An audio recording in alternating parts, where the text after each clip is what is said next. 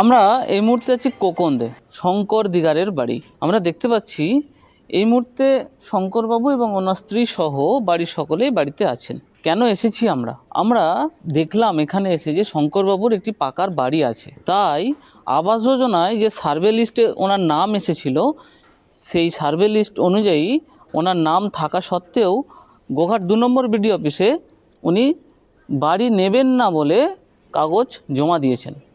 কারণ উনি বলছেন আমার তো মাথা গোঁজার ঠাঁই আছে, কিন্তু প্রকৃত অর্থে যাদের মাথা গোঁজার ঠাঁই নেই তারা যেন ওই টাকাটা পায়, তাহলে তাদের মাথা গোঁজার ঠাঁই তৈরি হবে। অন্যদিকে ওনার ছেলে সৌমেন দিগার, উনি তৃণমূল কংগ্রেসের ব্লক সভাপতি গোঘাট 2 নম্বরের, তিনি কিন্তু সেই বাড়িটা নেননি। আমার বাড়ি মোটামুটি হয়ে গেছে, খেটে খুঁটে করে নিয়েছি, মোটামুটি চাষবাস করি বা লেবারও খাটি। আর এখন বাড়িটা ফেরত দেওয়ার কারণ হচ্ছে আমার থেকে অনেক গরিব মানুষ আছে, মাথা গুঁজে থাকার অসুবিধা তাদের অনেক আছে, সেই যার জন্য আমরা বাড়িটা ফেরত দিয়েছি। গরিব মানুষদের দাও, আমাদের চাইনি।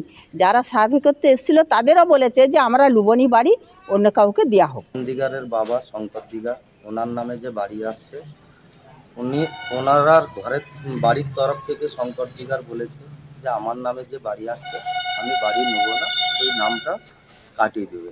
আমি প্রধান হিসাবে আমাকে কমপ্লেন করেছে, আমি কাটিয়ে দিয়েছি।